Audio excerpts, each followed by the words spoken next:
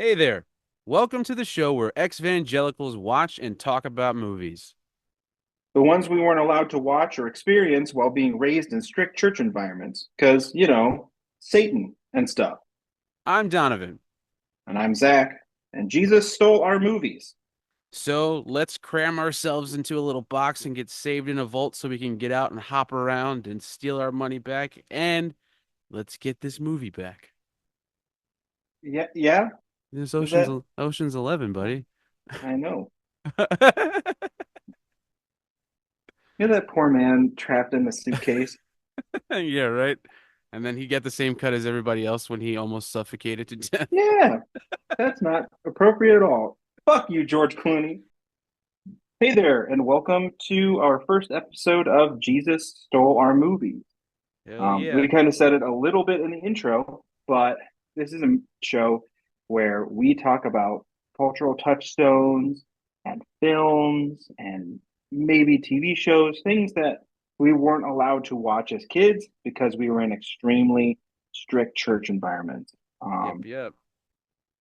Donovan, more Yes. so than me, but every time I have a conversation with somebody and they bring up a movie, Mm-hmm. and they'll be like, I'll be like, oh, I haven't seen that. And I'll always get like these eyes that are half the size of a dinner plate. You've never seen Home Alone? Like, no, Mm. I've never seen Home Alone. Is I that real? watched You've Home. you've never seen Home Alone?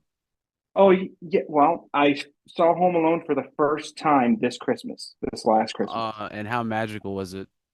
It was pretty freaking great. And I wasn't even 8 years old. I know, Like, right? as a man in my mid 30s, I'm watching Home Alone. I'm like, get him, get him, get him. Right. And like it was wonderful. It was wonderful.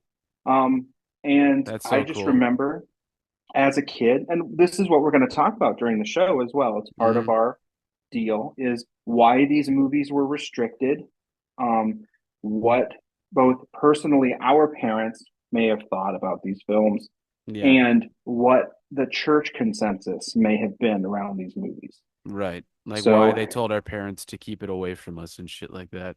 sure, sure. And Home Alone specifically uh, was for my family restricted because Kevin, what was his last name? McAllister. Kevin McAllister. I was thinking Kevin J. O'Sullivan, and that is in fact not that character's. That would have been a very different film. Uh, Kevin McAllister is a rebellious child, and as my Uh-huh. mother loved to quote from the Bible, rebellion is equivalent to witchcraft. And Oh if shit, you're a yeah. person who is not raised in the church, if you're coming here to watch these movies with us and talk about these movies with us, and you weren't, and you kind of want a little look, a little window into that world, Some wonderful um, insight. wonderful insights of that in the Bible. Well, maybe not even in the Bible, Y- because as we know, not a lot of people that go to church actually know what the fuck is in that book. Um, I didn't it until a few years ago because my church My didn't go off the mom, Bible. yeah, I don't know how that works. Most churches probably don't go off the Bible, I would Yep. imagine. Nope. Just Um, pastors just writing their own sermons and are getting the newsletter basically from their union oh or whatever the God, fuck. yeah. My mom would say, I don't want you to watch that film because I don't want you to have a rebellious spirit. And Right. anytime you would do anything that mom didn't say to do, it was an undisciplined child is a shame to their mother first, and then rebellion is equivalent to witchcraft. Yeah. So, Yeah. okay, all right. If I Yep. need to control my child intake of a silly movie that bad to be able to quote God about it, um, then I probably need to reassess some things because I don't know. And that's why we're both here because we both Yeah. have these scars on us. And as we said in the intro, Yeah. um, both of us are fully deconstructed ex evangelicals. Yep. Yep. We both have uh, fingerprints and scars left on us by the church. What? Various different ways. Everybody is different, but Mhm. it's one of those things we're going to talk about as we go through these movies. Just to start, since this is the very first episode, What were you going to say? what denomination were you? Sure. Yeah. Okay. Yeah. The church my sister and I grew up in was charismatic, evangelical, Pentecostal, non-denominational, whatever label that the hack pastor could steal from another church and Nah. use as his own was it. Uh, It was definitely a cobbled together sort of Frankenstein of terrible evangelical Pentecostal shit. So we had right, right. everything. We had full immersion baptisms. We had speaking in tongues and prophecy and communion every Sunday. Well, and the communion was not every Sunday. Communion once a month. People speaking in tongues, spinning around Hell in yeah. the aisles, being slain in the spirit, prophecy, all that insane thing, really gross church shit. And Right. it was very much in that late 80s, early 90s heyday of the evangelical like culture boom. Yeah. So there was a lot of, you're not allowed to do this, you're not allowed to watch that, and we're going to restrict everything you do. And basically that religious control type of stuff in Right. the guise of fun social stuff for your mom and her circle of friends. What about your church experience? Like, what kind of church did you go to growing up?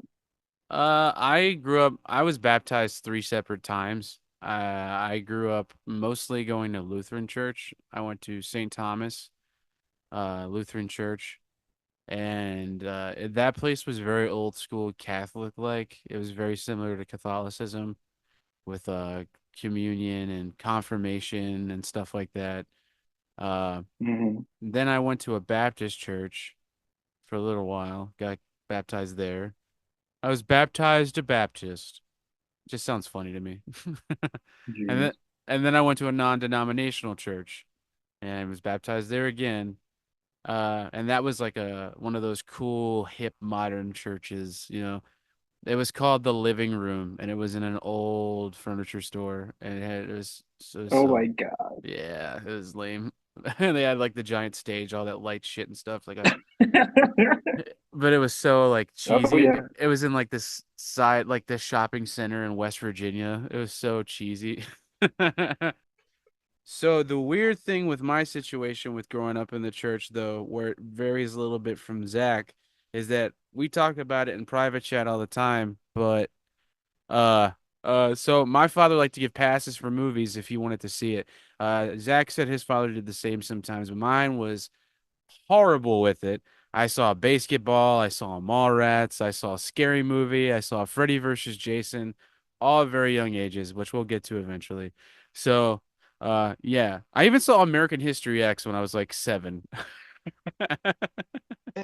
Some of those are completely inexplicable to me. Like, how do you not get to watch something and then basketball is admitted? Like, how Yeah, does that work? It's so strange to me. I know. I tried to make sense of it when I was talking to you, and I was a huge like airplane and comedy fan when I was little, like a huge comedy nerd.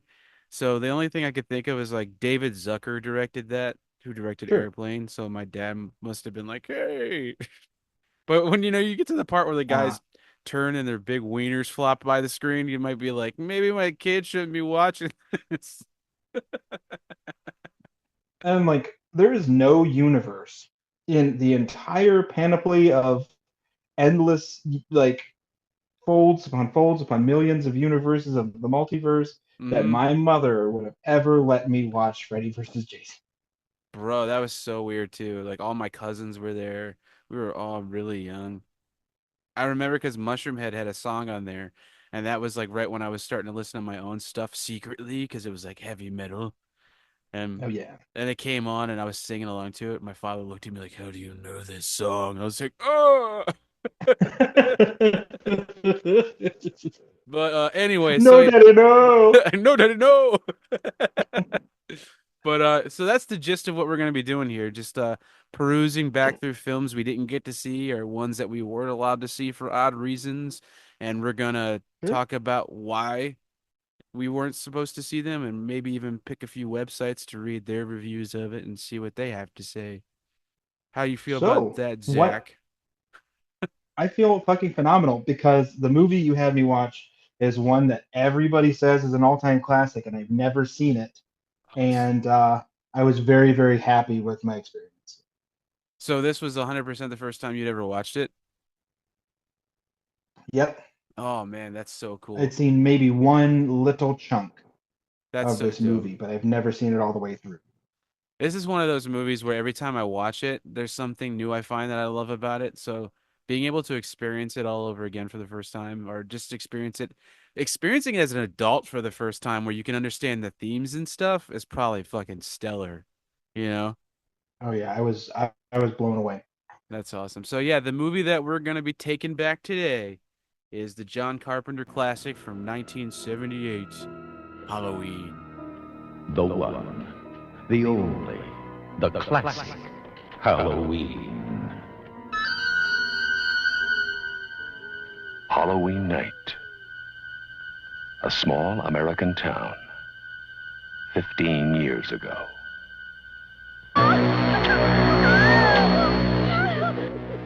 So the cinematic masterpiece by John Carpenter, Halloween.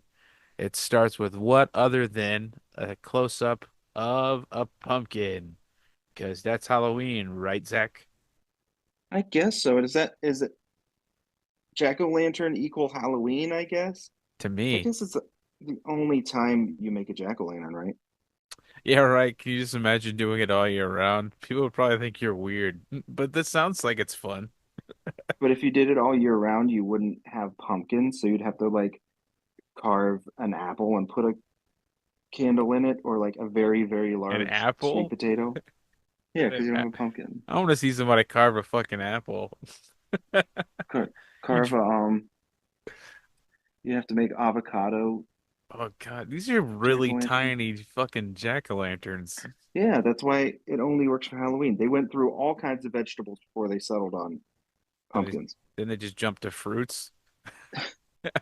You just have every time somebody drives by their front stoop or their porch, it looks like there's just random rotting fruits. Like, what the fuck is? You have to get a closer look. Um, so Cucumbers, no. Potatoes, no. Garlic, hell no. Like that, no one's carving anything out of a garlic clove. You have to wait for, and then somebody stumbled upon pumpkin the one day. We're like, this is it, fam. You yeah, got it. nice and hollow in the middle once I get all these guts out. What Oh, get what all a up in them goods. what a weirdo whoever did that. They're Yeah, just somebody was a perv. yeah. What do we do with all these pumpkin guts? Do not tell Steve. Do not tell Steve about these pumpkin guts. Meanwhile, Steve's over in the corner. I What am I already gonna do with all these pumpkin guts? I already know about Uh, the pumpkin guts. I've been all up in them pumpkin guts for years. I was the one that told y'all about them pumpkin guts. You know why they say macaroni in the pot? That's because of old Steve and them pumpkin guts. Oh, okay. You But gotta get the seeds first. You ever had a pumpkin seed in your urethra? Anyway, and Halloween. I'll tell you right now, like that opening theme song, as we discussed, I had never seen this, but first time, you know, there's such a thing as cultural osmosis, yeah. Mhm. So like it's Michael Myers. There's some of these things, and like what we're talking about in this podcast is like the things we kind of missed out on because of the strict religious upbringing that we had, both of us. Yeah, But you kind of pick stuff up here and there. You can't have Halloween without seeing like a cardboard standee of Michael Myers, or like nope. the Captain Kirk mask as iconic sort of thing. It's like so indelible as part of our culture. Right, But I never realized that that classic theme had like this snare with it. And right, I always, always, always just thought it was that, you know, repetitive piano melody, but it right, had that snare behind it. I was like, wow, that's really, really interesting. And the added amount of atmosphere. And I guess I just, because again of my strict religious upbringing as a kid that I've now thankfully escaped from, right. I never really got the John Carpenter thing because I was always like, people Ooh. literally just go to concerts to see the guy perform his film scores. Oh, of course, You know man. what I mean? And then I'm listening to this, I'm like, oh, this is phenomenal. Because like I've Right. seen The Thing or whatever, and Escape Yeah. from New York, but I was just like, whatever. But Assault on really just Precinct sitting down. 13. Oh, Have you ever seen Prince of Darkness? nope, I haven't seen that. Prince of Darkness is part of what Carpenter considers his Apocalypse trilogy. Oh, really? So it's The Thing, um, Prince of Darkness, and what's the third movie? I can't They remember what the live? third movie. No, it's No. another. It's one of the super famous John Carpenter movies. I can't remember. Oh, It's it's Christine. no, what is it? Oh well, I see. I sound like an idiot now that It's an I don't know apoc. movies It's because definitely Christine is the apocalypse movie. Instead of the white horse, it's a Plymouth Fury. every um every Carpenter person is like, "You a fucking piece of fucking shit, bud. It's You don't understand what Carpenter. the fucking It could, apocalypse movie is." Carpenter's a bit of an egotistical person, so anytime someone does anything mentioning him, he checks it out, and then he's really mean about it. Um, Just smoking 1,000 cigarettes, playing with yep, synthesizers, and be like, these pieces of shit. These fucking brushing pieces of fucking shit. brushing his half mullet that's beautifully white. Yeah, yeah. But and I'll tell you right now, this opening, if the score wasn't so atmospheric and imposing, I would have thought this was going to be like a kids movie because it's a jack-o'-lantern. It's just zooming in on the jack-o'-lantern on a black background. I'm like, Yeah, is this like silly Billy stuff? But that score is so atmospheric and it just so cuts through it. phenomenally Hell imposing. yeah. See, you were Oh my talking about the God. snare in that. My favorite part of it is the bass line. Because if Hmm. that bass wasn't in there, I feel like that bass immediately hits you in the gut and like just makes it so much more ominous and just foreboding. The do Oh do. yeah.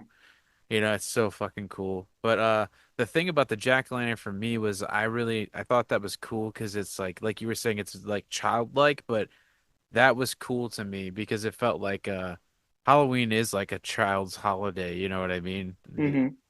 Technically, I know there's way more behind it and stuff, but I mean as far as celebrating it, it's mostly for kids. So like the innocence of that. And I think I told you in something that in Halloween 2 it starts with the close up of the pumpkin, and as it's panning out, the pumpkin rots and there's a skull inside of it. Oh So it's wow, like that's way cool. cooler.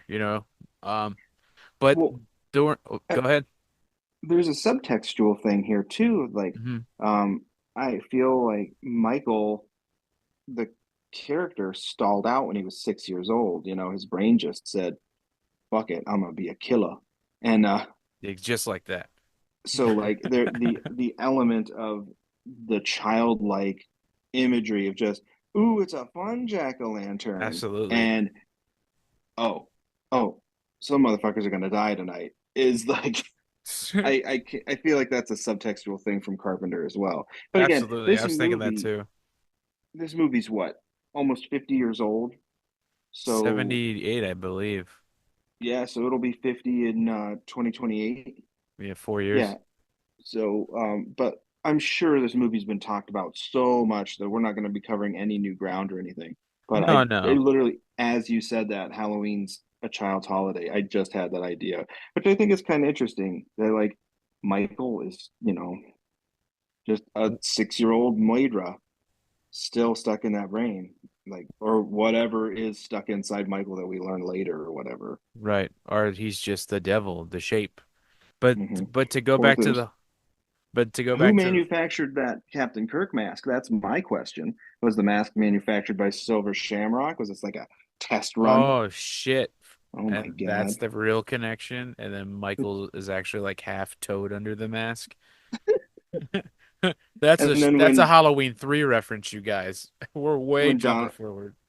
when Donald Pleasance shoots him 6 times, 5 times, 6 times, whichever alternating number of times he says he shoots him, um, he turns into bugs. He turns like fucking Oogie Boogie from A Nightmare Before Yeah. Christmas. My bugs. Anyway, so to get back about the whole kid thing, Hmm. interestingly enough, as the credits are rolling, as the credits die out, we hear a group of children doing this really creepy chant. And the chant goes like this: Black cats and goblins and broomsticks and ghosts, covens of witches with all of their hosts. You may think they scare me, you're probably right. Black cats and goblins on Halloween night. Trick or treat. Ooh. That right there, 100% one of the reasons I would not have been allowed to watch this movie. Oh yeah. Oh yeah. That's an Even incantation. oh yeah. We at our house, my mom and dad went so far to deny anything about Halloween that like we weren't even in town when trick or treat happened, so we couldn't see kids out like trick or Mm, treating and like know we were missing out on something. Not yeah, even that trick or treating is like missing out on something, but to go to the lengths to completely whether it avoid it. was whether it was like later in later years, it became like we went on little tiny family trips. Like it was always like a fall excursion, but it always just happened to happen on trick or treat night, and we would go to like the Cuyahoga Valley National Park and hike in the ledges, or like go to Athens, whatever, go to Hocking Hills or whatever, just little Right. day hiking trips, Yeah. just to avoid any kind of And were you exposure like, to Halloween. were you feeling that FOMO about it though? No, not really. Right. Because it was never really a big part of your life to begin with.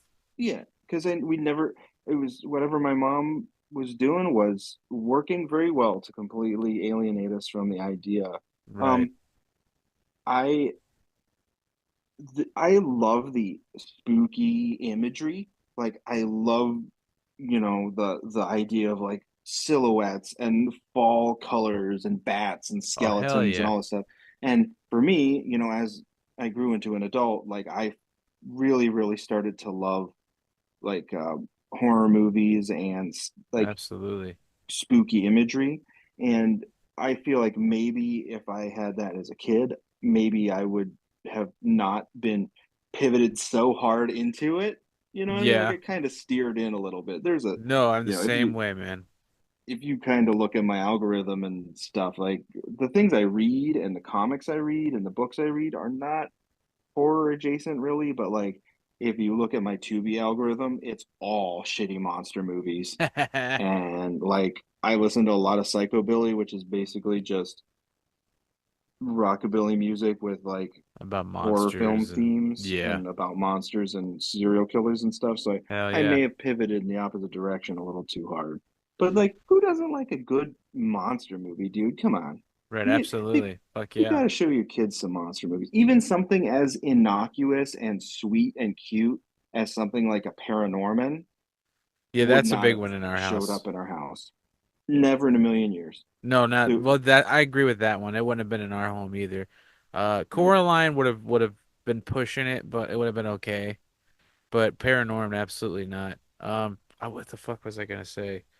What was the we original weren't even thing you were talking we about? wouldn't even there we weren't able, because we're probably on this podcast eventually going to watch like Hocus Pocus and Halloween Town and stuff like that. But like Yeah, yeah, even yeah. things as sweet and cute as Hocus Pocus, there's nothing objectionable in Hocus Pocus.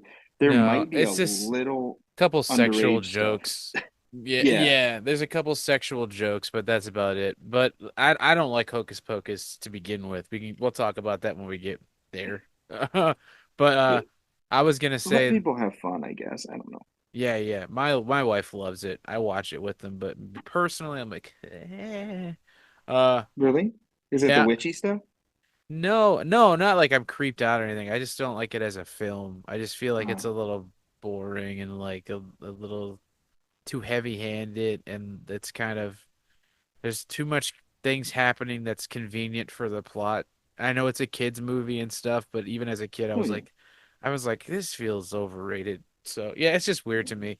Uh, fuck. I don't want to get people hating me about that, but that's just Oh. how I feel. Um, Mm.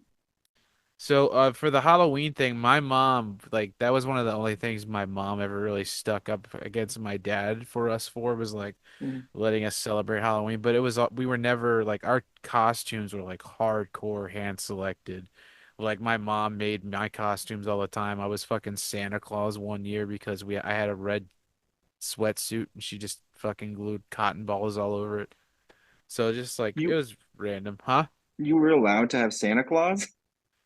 No, I wasn't. That's why it was okay to Oh, be him okay. on Halloween because he was a make-believe person. I was told that Santa wasn't real when I was like fucking 5.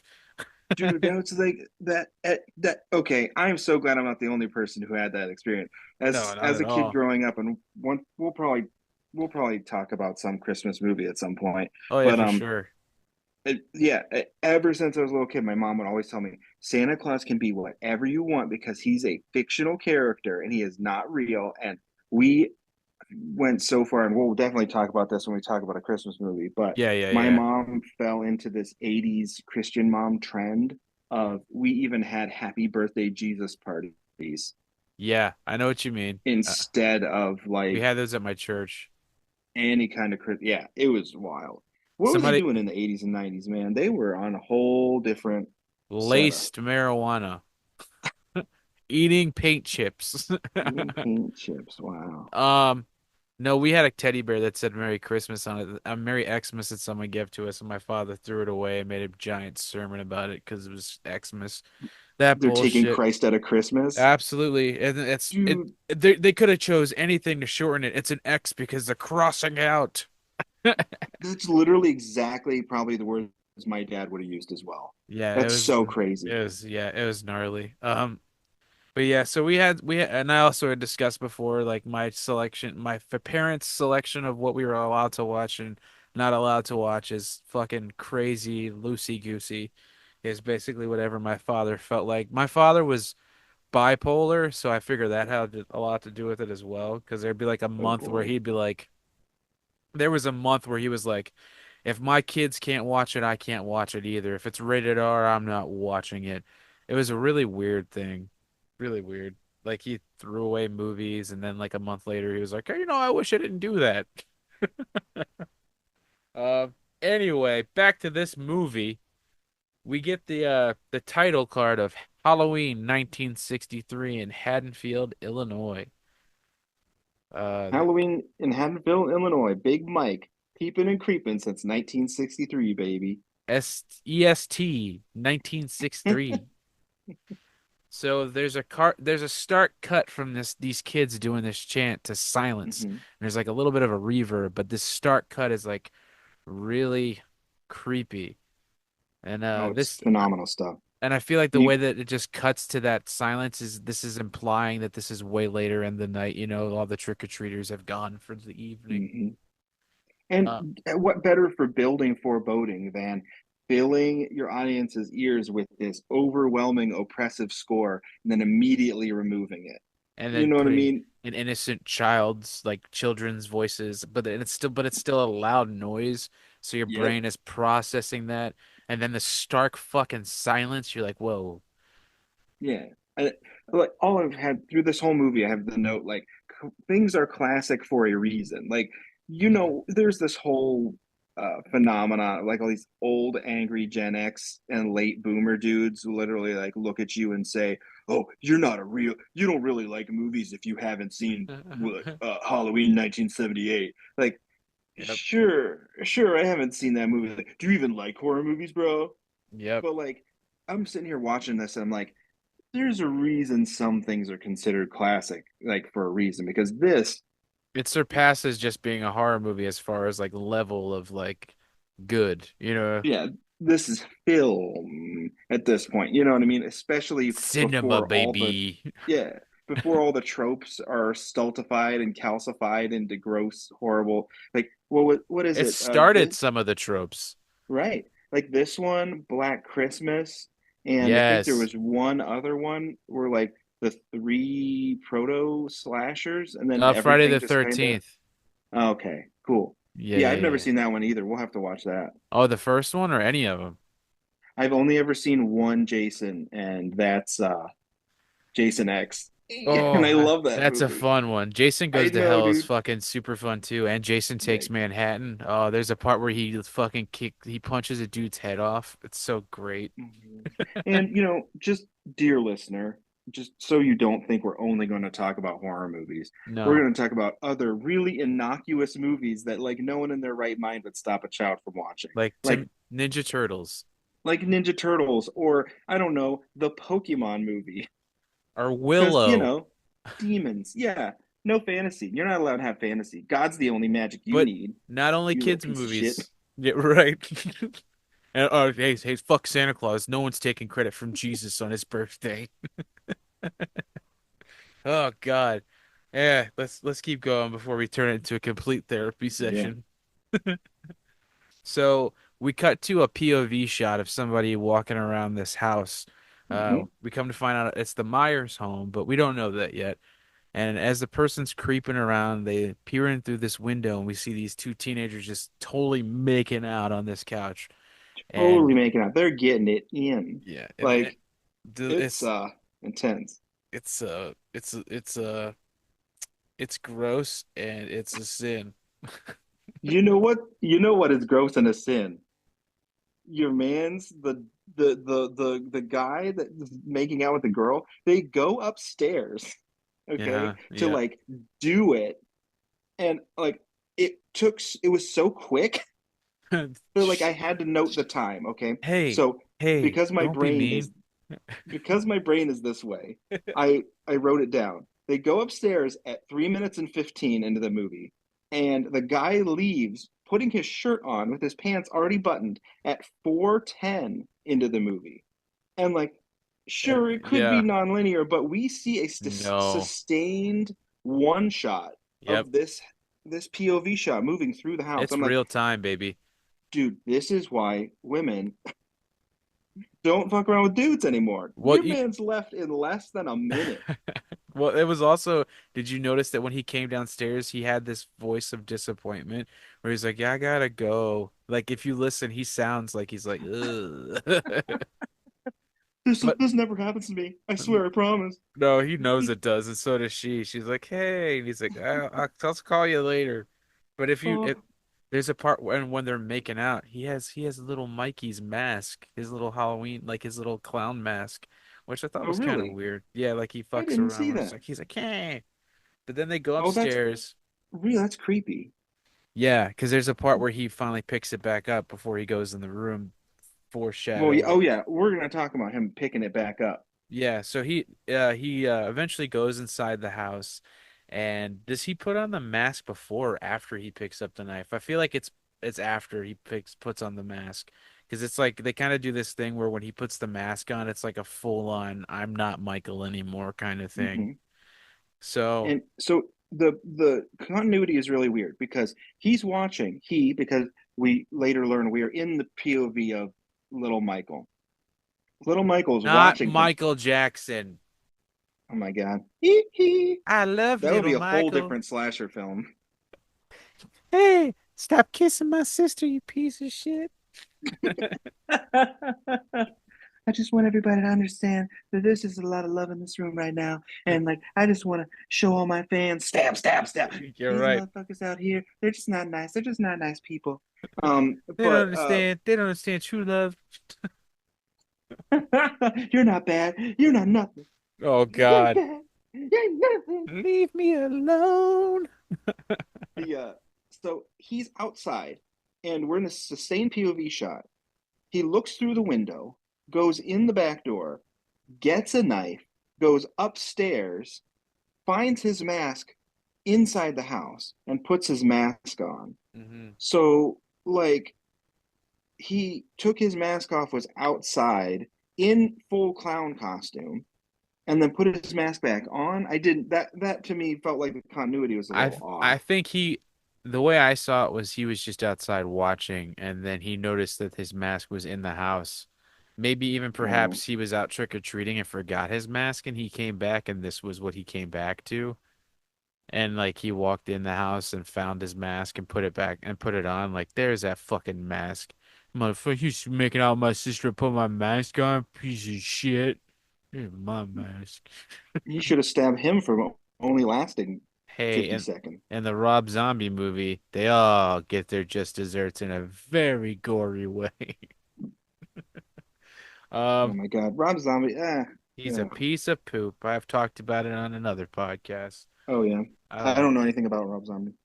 I'm not. He like. Yeah, I don't like him that much as a person, and then his films are just. It's not gore porn. It's beyond that. It's Oh, weird. it's bad people shit. Yeah. Yeah, Well, what's the one of the Firefly family movies is just the them Devil's being as horrible Rejects. and yeah, how are you supposed to Yeah, cheer it's for even if they gross. are the bad guys? How are you supposed to cheer for them? They're just horrible. The type of that like the type of sexual assault depicted in that too for absolutely no reason. I Oh can't yeah, no stand thanks. movies that do that just for a shock, you know what I mean? Yeah. No I don't thanks. think that's something we should kind of not even glorify as a culture, but Nope. And then it's like you want to see something scary, that person's gonna get raped. It's like that's not what? No. and that's a common bad guy language thing too, Yeah. especially in the 80s and like we are trying to get away from it as like storytellers or whatever now. Not if But you're like Ryan fucking Murphy. what's the easiest way to make sure your audience knows the bad guy's a bad guy? Oh, have them sexually assault somebody. Meanwhile, people in the audience who have been sexually assaulted, which we know is so extremely common that it's disgusting, Yeah. are fucking having being like super Triggered. triggered by it Yeah, that's because there's no content warning for rape. It just sucks. no. Yeah, right. Absolutely. I talked about it on another podcast I used to do where it was there's so many times I've been watching a horror movie and then immediately like just pulled out of it because that just happens out of nowhere. And it's Yep. so often used as a way to show a broken person. Like this Mm-hmm. person's not pure because they were raped. And it's like, that's cool. So Yeah. I'm broken, huh? What the fuck? I'm trying to be a better person and you're just like, Jesus Christ. nope. Yeah. Just can we just try to be just a little more considerate of human beings? Oh wait, no, sorry. Being considerate is politically correct and woke. But So you might as well, go woke, go broke. Don't be nice to right. people. Don't be considerate of anybody's fucking existence, or But else wouldn't it be you just get a scary? PC piece of shit. But it'd be so scary though. But it'd be so scary if it happens. But It I does want to happen. clarify though. It does I happen. I was being ironic because I No, no, fully I know think you are. that we have you have to be considerate of people. But we are 4 minutes into this movie, so we got to get moving. Oh, we are. Yeah, that's very true. So anyway, I would like to point out the voyeurism aspect of this. It's super creepy, and this is one of Yeah. the first slasher movies, so this is a pretty early on thing that they're doing here, which I thought was Hmm. really cool. And we can Uh, argue. You can argue all day about how like movies like A Bay of Blood are originally slashers, like those Italian yeah, giallo films. But I guess at the same time, mainstream. Yeah, the American slasher kind of sort of started with this and Black Christmas, or like the first two. yeah. So And then I can't remember if this or Friday the 13th was first, but I think Friday the 13th was. I think I might be I, wrong. I thought Friday the 13th came out very quickly after this because it Yes, was Friday the so 13th was popular. a response to this, Yeah. and they wanted to make something similar. I can't, I used to get, I still get those two backwards sometimes as far as what the way that was. I just knew one influenced the other heavily, but I think it is Halloween was first. And So the behind the scenes of this are fucking crazy too, because like Deborah Hill, the producer, wanted to get it mhm. made and like just kind of threw it at John Carpenter, who was like, "Oh, okay, a babysitter movie. Somebody's trying to kill a babysitter. I'll make that," you know. So they Sure. just made it for a couple $1,000, and yeah, it became one of the biggest movies of all time as far as horror and Independent film. yep, independent film Oh, specifically, up that's there so with cool. Ninja Turtles as the Oh, highest. really? I didn't know Ninja Turtles was considered an independent film. It is an independent film, but it was made That's through wild. New Line distributed, but it was a completely independent film. It was the highest grossing independent film of all time at one point. Oh, we're going to talk about Ninja Turtles, baby. Oh I'm fuck yeah. excited. I love Ninja Turtles. But I our want to POV shot of oh Michael, go ahead. I want to sorry, hear what you're about to say because I was about to say something about it. I want to hear what you're gonna say. our POV of little Michael creeps on Nako's sister, who is naked Michael. And she turns around and is like, Michael. And he stabs her up. And then he goes downstairs It's so and walks. reminiscent of Psycho. Yeah, it really is. Because it's very clinical. And You he don't looks really up at the knife see, when it's going down. you don't see any actually like this is this was pretty tame for me as far as like seeing where the roots of this genre go and knowing Hmm. where the slasher genre goes to be so um lurid about things. Yeah. But he stabs her up and she's like he kills her and then he goes downstairs holding the knife, walking outside. This is all from POV, which I thought was really cool. And Yeah. then the POV ends when like the parents pull up and mom and dad are outside. The mask comes off. The mask comes off, and that's when our POV ends. And they stand and look Yeah. pensively, just looking. His mom even puts her hands in her pockets, just looking pensively at this child with a giant knife with blood on it. And they're like, Michael, Michael, like, motherfucker, where do you think that blood came from? Like, go inside the house and check on your daughter. Yeah, I also Like, put that the parents stand there for entirely too long. yeah. And we get this really cool crane shot, and it draws Yeah. up and away. And little Michael gets smaller, and Haddonfield gets smaller, and mom and Yep. dad who don't care about their daughter get smaller and smaller. Right. And And then the cops are already pulling up for some reason. yeah. I So why did he come back outside the house? It's so strange to me. Like, was he I just gonna find another victim? or he was just gonna leave maybe. I think maybe he was just gonna leave, like just wander off. I also want to point out that I thought it was hilarious that this is supposed to be a child, but when it's the voyeur shot, his line of sight is somebody who's like 6'2". Oh, oh, was it? When Yeah, it he's was. looking in the windows? Yeah, when he's like, yeah, because if it was a little boy, first of all, he wouldn't be able to see in those windows. You know what I'm saying? So I was like, this is definitely unless he's like Oh yeah. climbing up a terrace, like, what are they doing in there? Hey, Oh, don't touch my sister. that's my mask, you fucking creep. I'm gonna Hey, stab somebody. hey, motherfucker, you should last longer than 45 seconds there, pal. Uh, he's lucky he came too quick. If it wasn't for his premature ejaculation, he would have been a goner.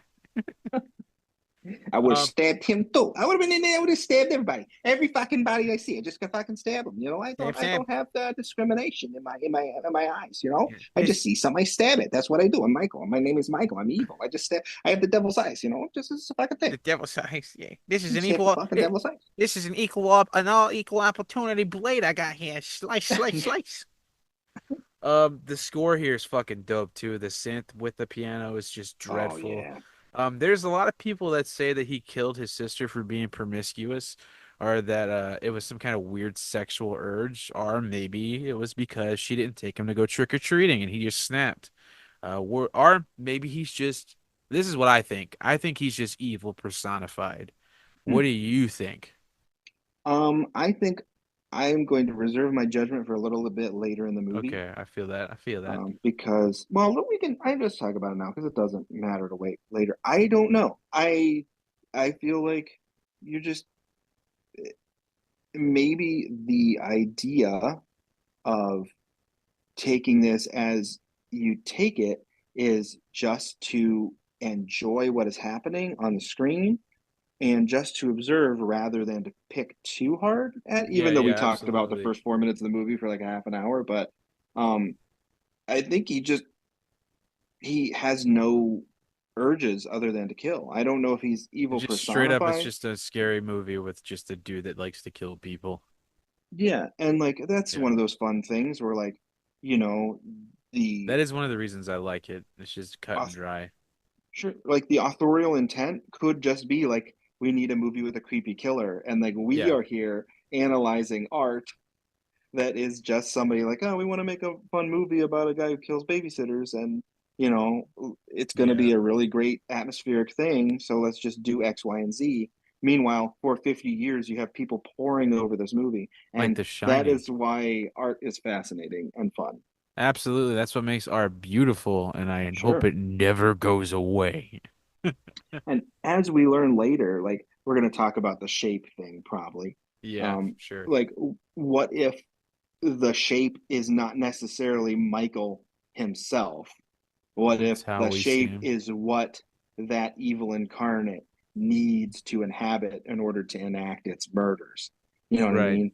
You could have gone through a whole series of movies with a different actual shape, but the shape needs to have the same accoutrement as it goes Kind of forward. like Like, Pennywise. sure, I yeah, think like it is just the incarnation, the physical manifestation of a will to kill, right. maybe. And maybe one time it's an old lady, maybe one time it's little Michael, maybe one time it's big Michael. Anytime the person, the vessel of the shape gets killed, that evil has to find another thing. And again, I don't think they did that in any of those movies because I've never actually seen much of the Halloween Oh, I've seen franchise. all of them many times. So, That was something I was gonna talk about actually, was that like I didn't see these at home. I wasn't allowed to watch these, but I saw sure. them at a friend's house, and Hmm. I went to stay the night over at my buddy Rashad's house, and he had all of these on VHS, every Hmm. single one of them, and we just Oh, stayed up cool. watching them, and like we were always just like, okay, we have to watch the background of every one of these, and Hmm. that's because that's how we always. It was just a good time, but no, I think that. The reason I always believed he was called the Shape was because of like the same reason he was called the Boogeyman, because everyone saw him as a different kind of thing. You know what I mean? Okay. Like that's the way I picture that. Kind of a way, kind of similar to what you're saying, but to each person they kind of put their own like particular fears onto him. You know what I'm saying? Sure. That's the And way again, I. he's a blank canvas, so that Yep. could absolutely work. And I And think art that's is another reason subjective. why he is, you know what I mean? But again, Yeah. we could just be putting a lot of shit on a thing where they were just like, this is a cool mask, which is what they did. They were like, we need Yeah. something, and they just put this mask on. Mhm. Okay, so here we go.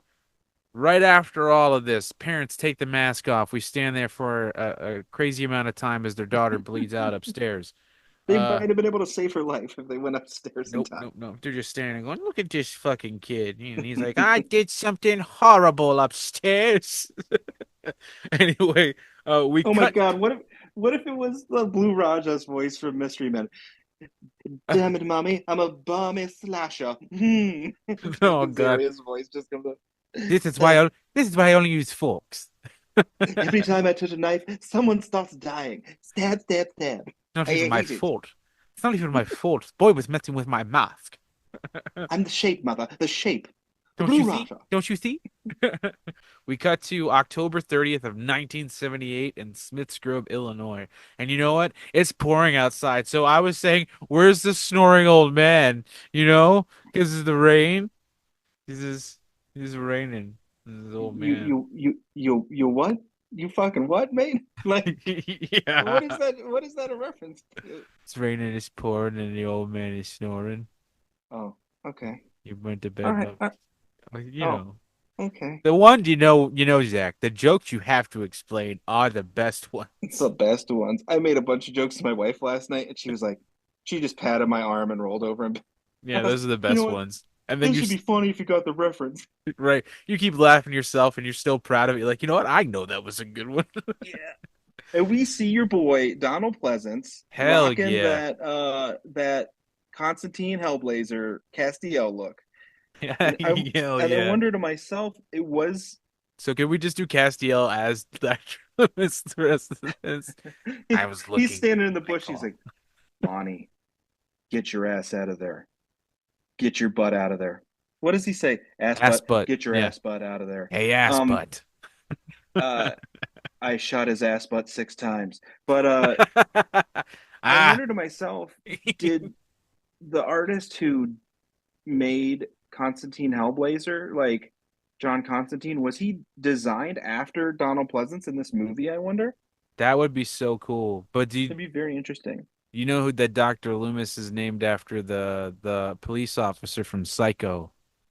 Oh, I did not know that. Yeah, because John Carpenter was a huge fan of Alfred Hitchcock's Psycho. That's Oh, cool. obviously why Jennifer Lee Lopez, Jesus Christ, Jamie Lee Curtis is Janet Leigh's daughter from Psycho. Hmm. Another little Sure. But yeah, so there's Donald Pleasance. He's pulling up with this lady nurse who's driving him to the hospital, and they're discussing picking up somebody, and he refuses to refer to this person as a person. She's like, "Who is it?" He's like, "It's not who. It's not who. It's a what? It's the devil." And she's like, "God damn, man. All right." And she just like lights a cigarette, and he's like super in to this Which fucking like, matchbook for some reason. yeah, I don't because that had to be a Chekhov matchbook, Yeah. so you could see that he was in the same place. But like, I think that was the only way that Carpenter could have shown that is Yeah, it should to establish that. But it should have been the matchbook should have just said from the foreshadowing bar.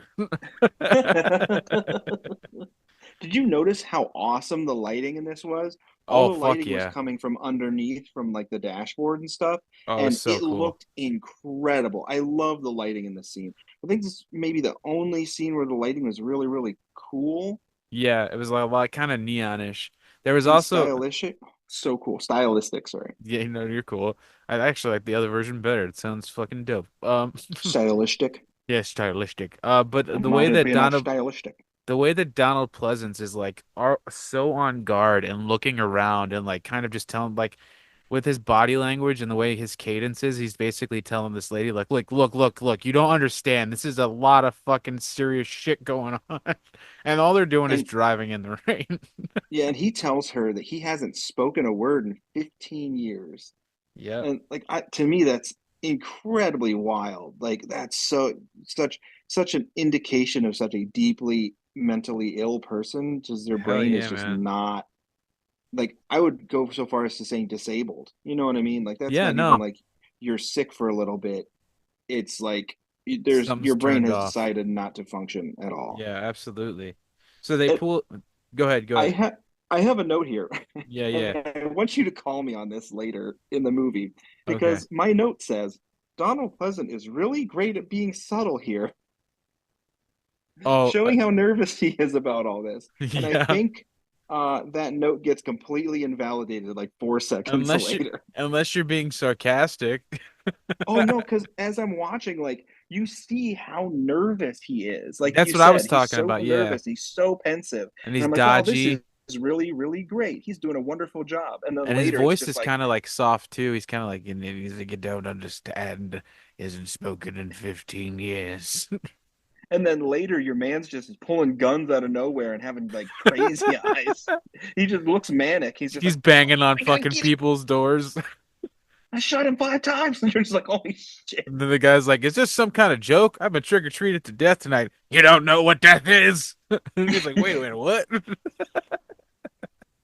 Um, they roll up to the mental hospital yep. where the patients are all just wandering around in the yard, And what does the which nurse say? What does the nurse say? I don't remember what she She said. What did says, she say? when did they start letting them walk around? Yeah, they're gonna have their yard time. And it's They're gonna have storming. their time when it's storming. Yeah, sure, lady. But what does this imply that Michael broke out and killed everybody and like just let all the um That's what I think. inmates and patients free? That's the one thing I did like about the Rob Zombie, the Michael Jordan. Jesus Christ. This is I look, guys, I worked last night, so I'm a little tired. This would be a whole different movie if Michael Jordan was just fucking killing people. Anyway, in the Rob Zombie Halloween, they show like him in the asylum and like breaking out, and the way they show it, it's really gory and fucked up, and but they show like how much of a monster he is because like Danny Trejo was a janitor who was nice to him the whole time he was in there, even as a kid, Mhm. and it just shows like he snaps and just kills him too. It's just that aspect of the Rob Zombie one I like because it's like this is the true character that you were always wondering about him, but it's too over the top and there's way too much cussing and it's gross and shit. But what was I even talking? Oh, the And hospital, how he breaks out. Yeah. don't they imply that the guards or the janitors at the hospital were like assaulting the patients? Oh, Isn't that one of in the the Rob things? Zombie ones, it's not Yeah. implied. They straight up do it to one of the patients in his room. So And sure, yeah, like yeah, yeah, because yeah. everybody in a Rob Zombie movie has to be the worst person that's ever walked the face of the planet. And it's done There's no so dirty. protagonist in Rob Everyone's Zombie. dirty. They have grime Ugh, on them, and they show so much. That's it's the same reason I don't like Ryan Murphy, a hundred gross. percent. What Um, is Ryan? Who's Ryan Murphy? What does he he's the do? guy Who that did he makes ever all. beat? He's the guy that makes all the American Horror Story shows and shit. Oh, okay. Yeah, I watched like the first two seasons, but that show is basically just like you want to see something gross and fucked up. This guy's getting raped with a pointy strap on. You're like, wait, what? No. Ooh, Yeah, isn't that just seven? Did you that's what did you I get said. Fincher wants his gimmicks back? Yeah, We got to right. watch seven too. I've never actually seen seven. I just know about it. Oh yeah, we gotta watch Seven. I was not Yeah, allowed to watch that because what's it about? The Seven Deadly Sins. they're mocking they're mocking Jesus or something. Yeah, right. Sloth. Mm-hmm. That's your mom. Hey, Dad. Hey, that's not cool, man. So yeah, the way that this shot is done when because like the headlights pull around and the headlights just show like nine people. It's almost like they look like zombies. They're just like Oh yeah, wandering around. It's cool. it's a Um, very creepy image. Oh yeah, I love it. So Loomis runs to the guard shack as this is all going on. He gets out of the car, runs to the guard shack, leaving the nurse inside the car. And you see this weird, cool shot of a man leaping over the back of the car. And it's like this weird, like fucking, it's like $6 million man sound. It's like, Yeah,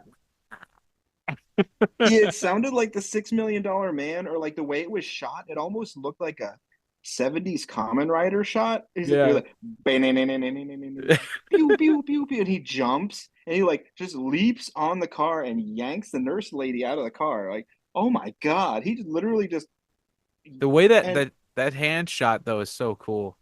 yeah, it like it comes down from above, right? Really Yeah, you creepy. see you see it behind her. His hand comes down, but then you see him draw it back to smash it. And the way it Hmm, smashes, you can see it's some kind of weird practical effect, probably with like something hmm. over the glass to keep it from breaking for real. But the way it looks is just so cool and kind of scary the way it like pulls back and comes down. Oh, cool. I And he fucking just love it. he just fucking yeets her out of the car. So Dude, yeah, funny. it's so violent too for like it being a movie. You can tell the Hmm. fucking stunt guy was like, "I'm gonna fuck with this lady" because he's like grabbing her hair hard. I was like, Oh yeah, "Ooh, and it's the Jesus." 70s, so you know there's no actual protections or like No. union agreements about any of this. So they're just like shooting guns right near people's head to scare them, and Oh my poor God, Shelley yeah. Duvall's being Yeah. tortured by an insane person. Yeah, that's always the prime example is just look at Shelley Duvall. Well, what Um, was at huh? yeah, I mean, did Carpenter torture Jamie as much as Hitchcock tortured her mom? You I know, don't think like, so. I know that they had issues with like takes, but I don't think it was anything that bad. oh no, that was Tippi Hedren. Oh Because in yeah, yeah, yeah, yeah. yeah, he The straight up birds, he just tortured fucking that poor yeah. woman. Yeah, That's I know horrible. that. Yeah, it is. And he was Be also a nice to your creep. actors. Yeah. Um, And so n- go ahead. this is when I have never mind about Donald Pleasance being subtle because he starts screaming, "The evil is gone!" Yeah, it's gone from this place. Yeah, that's what it's right here. I wrote it. It's so funny. I wrote Loomis runs to the guard shack. Oh, I already said that. The nurse is just thrown out of the car, like you said, and then he drives off in this fucking car. Loomis somehow knows that the man that was there and just left was Michael, and he just starts screaming, "The evil has left this place!" And he leaves this poor nurse lady crying and covered in mud in the dirt. Like he goes over and says, "You're fine, lady," and he starts running after this guy. You're just gonna leave her there? He is Like the she's definition of fight or flight. yeah, dude. He just starts running in circles so much in this movie. He's just like, It's so ah, crazy. ah. He's running in circles and then standing in one spot very still for an hour. Like Yep. so it's just vacillates wildly between like manic like activity and just very, very patient man. Just Oh my I'm just God. gonna stand by this bush and look for an hour. Like But what when are you doing? but when he freaks out, it's full on fucking Daffy Duck, Oh my arms God, flailing and so funny. everything. So the next shot is one of my favorite shots in all of cinematic history. It's a low angle of a street and it's facing upwards slightly and slightly tilted. The words Haddonfield, Illinois come up across the screen as a leaf falls into frame just as it hits the ground, and the words transform into Halloween, and the piano kicks in for the score. It's so simple, it's so Oh, perfect, and I fucking terrific love it stuff. so much. I thought that Haddonfield was a real place, and when I moved here, I was so stoked to go check it out. It's not real. Oh But no. but there is a street here that looks just like this street, and every fall I walk down it just because of it. I fucking love it. But We're going to talk about the veracity of Haddonfield here in a minute, but tell me, California people, you don't know what Halloween looks like in the Midwest without telling me you've never been in the yeah. Midwest in Halloween time, because this is the greenest October 31st that anyone has ever seen. Like, Yeah, there's a that's couple shots. They do cover it fairly well. Like, they're working with what they got. It's an independent film. yep. But there are a couple shots where you see palm trees in the back. Yeah, that's what I put in here. And just Hide like, the palm trees. yeah. But that again, that score is so just atmospheric and oppressive, and you already know that doom is coming to Haddonfield. So creepy and ominous. Doom, doom, doom, Oh my God. doom. Oh, it's so And good. we see young Laurie Strode leaving the house and headed to school. And this is where I made the note that when we hear Jamie Lee Curtis's voice coming out of this, what, she was 19 years old here, I believe. Mm, When she speaks, she sounds like 65-year-old Jamie Lee Curtis. Like, she had a mature woman's voice I at know what you mean. 19. This Yeah. is not, this is not a nowadays teenager who has a little mousy chirp chirp Well, it also voice. kind Like, of this is feels not like an a ooh woo lady. right. It also kind of feels like a lot of their stuff was ADR, like a lot of their lines, Oh, everyone in sure, the yeah. movie. You know what I mean? But Yeah, I hers mean, is that's a very common thing for the prominent of 70s. that. Yeah, yeah, yeah. I also put that her dad who comes outside and he's like, "Don't forget the keys." Such a one note little fucking line. Right. I feel like John Carpenter was watching it like this one fucking guy. As the girl walks to school, a little kid runs up and talks about the things they're gonna do as she babysits him that night. Lori, we learn her name is going to drop off the keys, and the little boy warns her. The little boy says that another boy said it was haunted, and he probably won't. And she just looks at him and says, "What does he know? He probably won't leave the sixth grade," which I thought was fucked up, Lori. We don't And talk well, about kids' education problems. That's mean. but still, like, that line in itself, just that little line, Hmm. tells us that Laurie Strode is not Fucking just some, around. yeah, she's not fucking around. She's a terrific caretaker for these children. And you Yep. get it in the first couple of lines she even says. Like, nah, and she's immediately trying to put Tommy Doyle at ease. She's Yep. immediately trying to, like, kind of sort of empower him, but at the same time, like, she's asserting her role as he's familiar enough with her as his babysitter to already have a relationship with her. It's not like she only sees him when his parents goes out. Like, they have Yeah. some kind of relationship, and it immediately establishes that she's kind of quick and clever.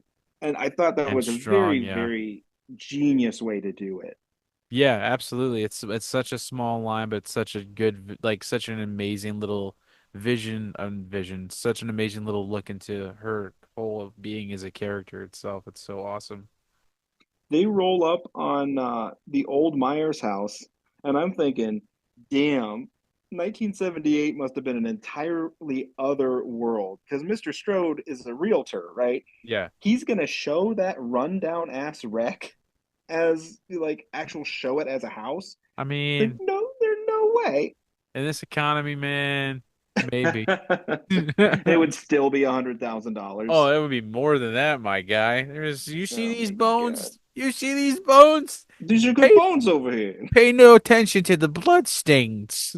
Oh, bloodstains, all the windows are fucking busted out. There might be black mold, but there's good bones here. There's good There's fucking bones here. That's not even blood. That's fucking Prego. Why am I cursing? I'm trying to get the point across. Like, nowadays, that house would be all gray and white and, like, uh Gray black and and white. gray Yeah. tile, the Just super tile. flipper Yeah. style. Yep, yep, yep. Ugh. Shiplap. And as Laurie's going to put the key under the mat at the Myers house, I love this we part. see a shape. And that hit right there so fucking creepy, dude. It Yeah. Oh it God. kind of Michael just kind of sort of shifts into frame And it and you jumps just from an see the it's side of like his ear. and it's from the interior of the house through the Hmm. window. It's so fucking cool because it's like there's this weird like little juxtaposition from like this safe like this safe strong independent woman like you were just talking about that's like he probably won't even leave the sixth grade and you're like oh I feel safe right now to like this Hmm. quick jump to inside this terrifying house and this man and you just hear his breathing and it's just very creepy. I love that like just the back and forth. It's so cool. And I don't know if this is me reading way too much into it, but I feel like that shot was kind of angled down just a little bit, Yeah. just to like give us the air that Michael's even more imposing, like that he's already bigger and scarier than Laurie could ever hope to be to protect these children. And Yeah. like what happens if Laurie doesn't drop off that key that morning? What happens if she's a little less responsible? What happens if she's a little more scatterbrained? Yeah, Like absolutely. he just stalks somebody else that walks past the house. Like He it that's does his hunting of Laurie Strode through the whole mhm. rest of the movie completely hinge on her just being there in that second? That depends entirely on who you talk to about with the lore of these movies because I get what you're saying and I agree with that 100%. But the way that they ended up doing it was that in the second one they made it that Lori is actually his sister. So he Ugh, was looking for her the whole time and that was the main reason he went back was for her. So if you go through that I hate route, that. which they ended up doing throughout all of the other sequels also. Mm. He was his sister. She was his sister. All of them, and even in the Rob Zombie ones. Was she But his sister in H2O, or yes, wasn't that retcon for H2O? no, the nope. It was retconned in the new Halloween. Oh, okay. They with the way they did it was because that was a direct sequel to this one, where they said, "Oh no, people just said that because they liked the way it sounded as a story," but he just was fascinated with her and wouldn't stop Mm. hunting her, which I believe wholeheartedly that what you just said is what happened. She just happened to be dropping off the key and he saw her and was like, "That's my target," which makes it all the more terrifying to me if they're not related because it's like, why the fuck would he just do this? And it's just Yeah. because, you know. So And I I agree 100% with you. was thinking to myself, like, put a tick in the positive column for ADHD there. Like, those of us who have a little bit ADHD or know somebody with ADHD, Yeah. uh, you know, forget things, hyper focus on random shit, procrastinate because you're terrified of things, and maybe you too can avoid being stalked by a slasher. Oh man, Because I'm just like good. I am if so she would have good. been a little less responsible or just not been there at that specific time, she could have just had a way nicer Halloween than the rest of her night. And unless the slasher gets annoyed with you and starts calling you, it's like, you're being really irresponsible, okay? We had an appointment and you just let me down. This is very unprofessional." You know what, Mike? I can't help it. My brain is literally fighting No, me I every don't want fucking to. day. It's every time there's some kind of excuse. I'm sitting here behind the Jollibee waiting to just fuck somebody up, but no, you got a headache. You gotta wash your hair. It's always Oh something. my god. Or she stopped just to like count the amount of leaves in one specific person's yard for no reason because she Oh, yeah, really, really right. needed to know at that moment how many leaves were in that yard. Right. Or somebody Like, parked geez. just the wrong way where she had to cross the street instead of going down that street.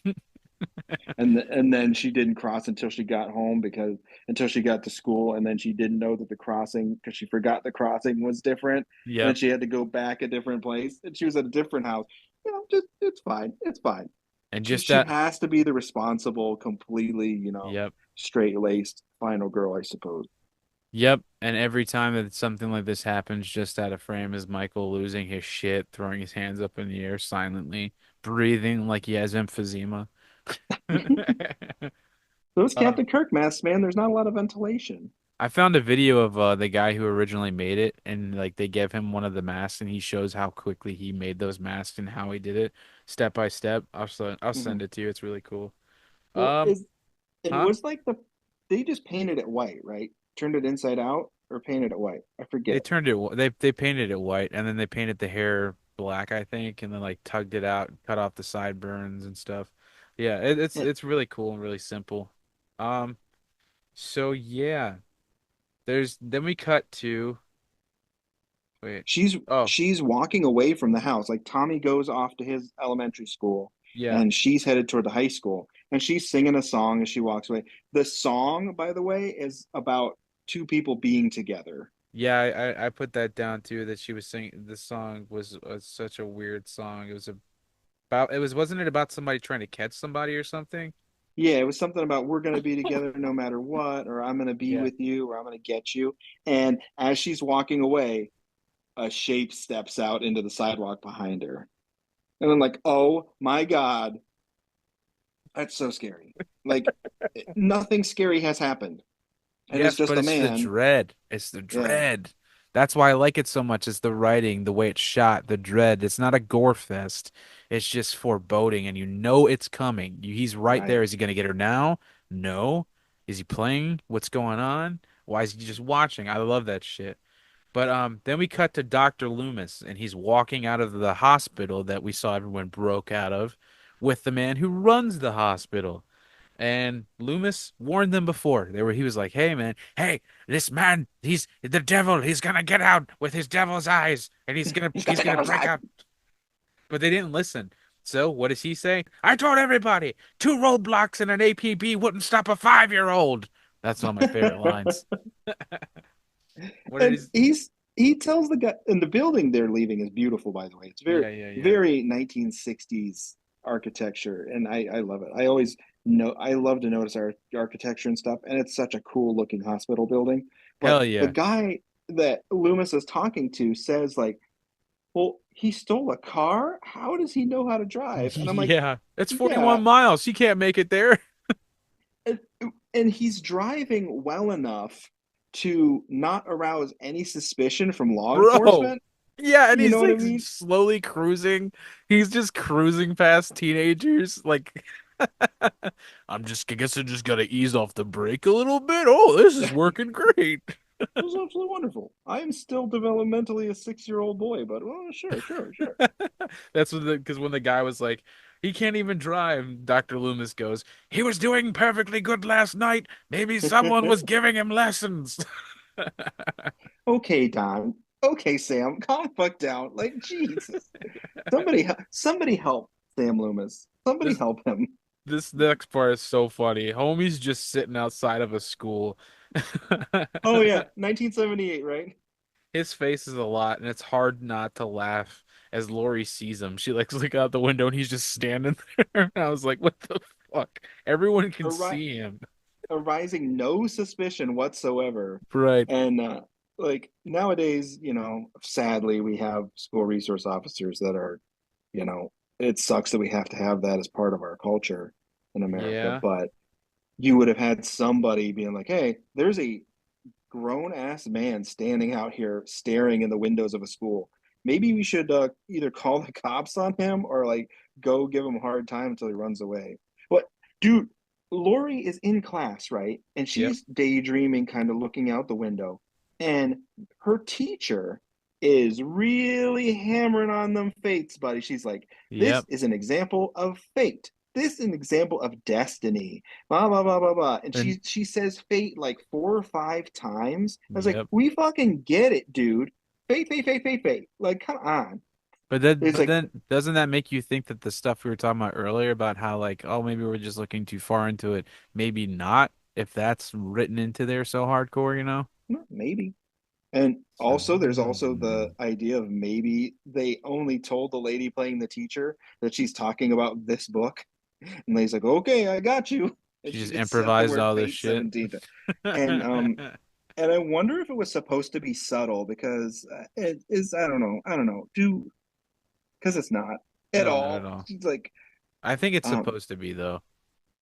And the atmosphere is really great because we start at the beginning of the class, like it's at the head of the class, and the camera pushes in on Lori slowly, and she starts to feel like she's being washed as slowly as the camera is pushing in on her.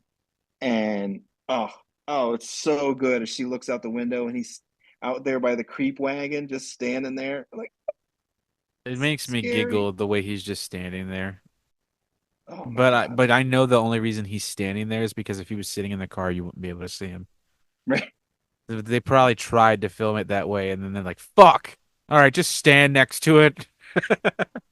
But just that sense of foreboding, again, that looming dread What do you want me to that do? You just want me to stand next to this vehicle?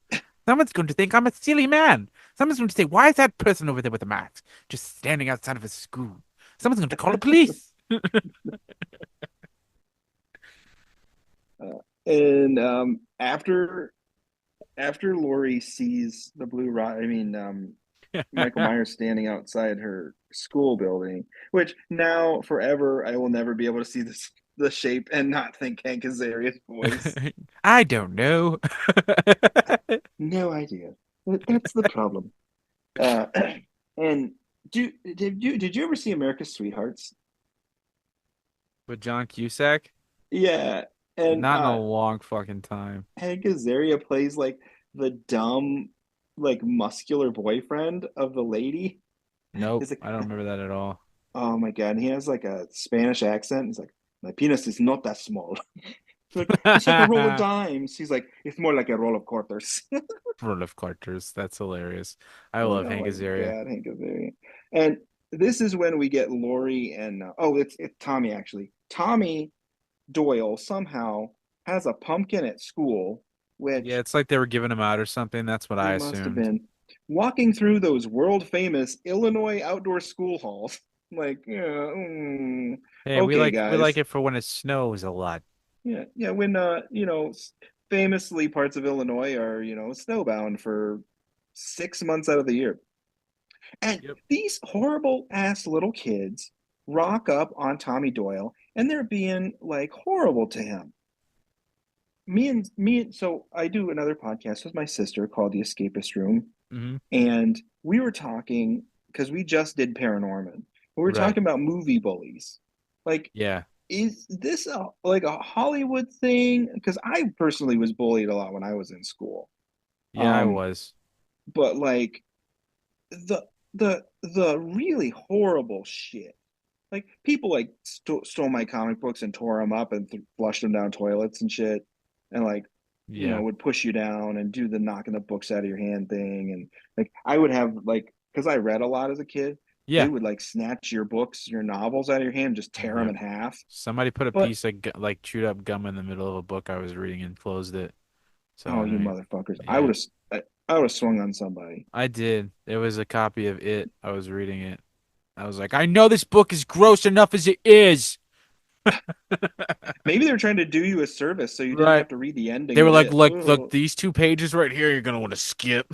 Yeah, don't just that's for you. That's for you, little Donovan. That's it. Yeah, But that's it. these kids are being awful to poor Tommy, and they Oh yeah, push it's him bad. down. They And they start break saying his like some kind pumpkin. of yeah, and they say some kind of like chant to him. The Like boogeyman's gonna get you, or yeah, something like yeah, that. exactly. The boogeyman's gonna get you. He's gonna fuck your mom. And it's like that's not cool. No, they did. I don't Uh, know. oh, I'm definitely not here to fuck your mother. Sorry, sorry. I'm here specifically for the large knives and the jumpsuits, you see. Unless your But mother's a spoon, she's safe. she's safe, absolutely safe. I'm here for the fork. I'm a full connoisseur, actually. There's several different kind of forks. Shrimp fork, salad fork, noodle fork. Nobody considers the strudel fork, but the strudel fork is a thing. It's very, very undervalued, and I My feel like favorite we need to raise strudel fork awareness. Actually, my favorite is the one for the tiny little sausages. and Tommy gets up out of the gut. Oh, I was just gonna say Tommy gets out of the guts of this pumpkin. And I was like, oh no, He kind I of can't say that. does. He gets smashed onto this pumpkin because Lonnie's a fucking prick, and he is all dejected and sad because what would be more just heartbreaking for a kid that all they want to do is go home and carve a pumpkin with their cool ass babysitter? Because to Tommy Doyle, the sun fucking revolves around Laurie Strode. Because she's Uh-huh. so rad. Even though we see Laurie later feels like she's kind of a loser, but Yeah. like Tommy just sees her as the coolest person in the world, Yep. Because and she is. She's dope. she's rad. But like he's so dejected, and as the kids run away from Tommy, one of them bumps into a shape. And I was like, oh fuck no, no. He's just standing there. I lost my shit. Shaping it up. He's shaping it up like a motherfucker. And Shape's gonna shape. we get that classic John Carpenter sting. Oh my god, dude. And the fucking comes in, and fucking Tommy starts walking across, and then we see fucking Michael is following him, and he's in the foreground, Tommy's in the background. He's Oh, in that it's creep wagon, so baby. cool. Yes, I And fucking it's love it. really, really scary because this is a child. You know what I mean? Again, you're like, And he what's he has, gonna do? Is he gonna attack this kid? hmm and And he we're is like, he fixated on this might. kid. We don't fucking know. So scary. Um, Christopher Lee was offered the role of Dr. Samuel Loomis before Donald Pleasance got it, but Oh he my was, God. I believe, like scheduled to do other movies, and he just couldn't get his schedule around it. Or either that, or he didn't want to do it, and then he came up to Donald Pleasance later when they saw each other, and he was like, "Ah, You son of a bitch. can you imagine how different that movie would be if Oh Christopher man. Lee was Dr. Loomis instead of Donald Pleasance? He would just be scary." Oh my God, yeah. He would never raise his voice either. I've never done a Christopher Lee. Let's both try Christopher Lee's right now. He's like, what does he say? Uh, I spoke to a 5-year-old, but he did but you didn't have the eyes of a 5-year-old. He had the eyes of the devil. Uh, let's do uh, let's do Count Dooku instead of just Christopher Lee. Like, I spoke I spoke to a 5-year-old, but it wasn't a 5-year-old. It was the eyes of the devil.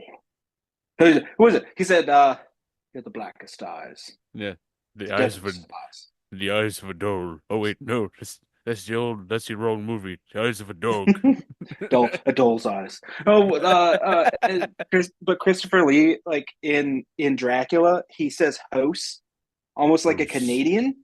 Yeah, I know what Um, you mean because he says it in a lot of other movies like that too. mhm. I'm Gross. Dracula. Welcome to my house. Like, oh no, get Uh, out of there! Christopher Run Lee, away! when Christopher Lee got mad, he like started like to get he was his voice getting mad is the perfect description of the word befuddled. Mm. He's like,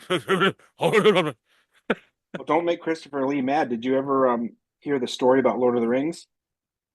no, During production, there's a scene where Grima Wormtongue stabs Saruman in the back, uh-huh. and Peter Jackson's trying to direct the scene. He goes up to Christopher Lee, who, you know, legend, and he goes, "I want you to scream and throw your arms out, like very big and very theatrical." Christopher Lee turns to Peter Jackson. He says, "Peter, when men get stabbed in the back, they don't scream. They gather in their breath in a sharp intake of breath." And Peter Jackson looks at him and he realizes and remembers that this man was actually a spy during World War II. And so he probably actually stabbed several people in the back. And he's just like, and so when they did the Yes, scene, he did slugs this back. gasp. And Peter Jackson just like, okay, do the scene however you want. I feel you, dog. I feel you. Yeah. This like 6'3", just like imposing giant man with the deepest voice ever. Here, let's do this really quick because we got to hear how this sounds. And you Okay. keep talking about it slowly. Can you hear this? Hold on.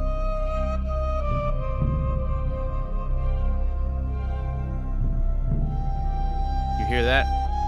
Yes. All right, go for it. Go for it, John Go for what? Attenborough. A suburban American babysitter in a natural environment.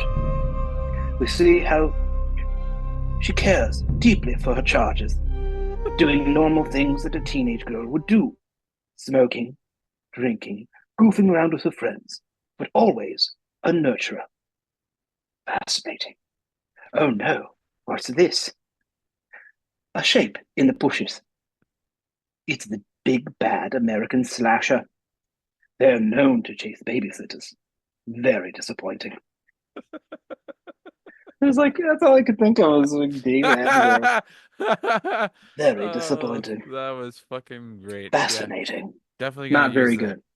That was very good. That was really funny. I'm gonna use one of the background scores that they use for the birds when they're doing the dances and shit, like the whimsical, like and there's like a shape appears. A sheep appears. Very Disappoint. threatening. Disappointing. Disappointing. Is that a knife? It almost looks like wearing its mask, ready to pound. To pound.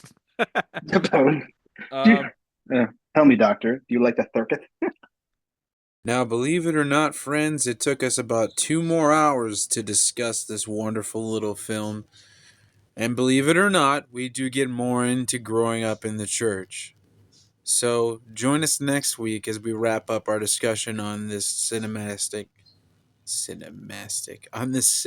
masterpiece by John Carpenter, 1978's Halloween. For this week, I'm going to have to say, that's a wrap. Ugh. God, that was so corny. That's a wrap. This is our first episode. We're working on how we're going to end this. See you later.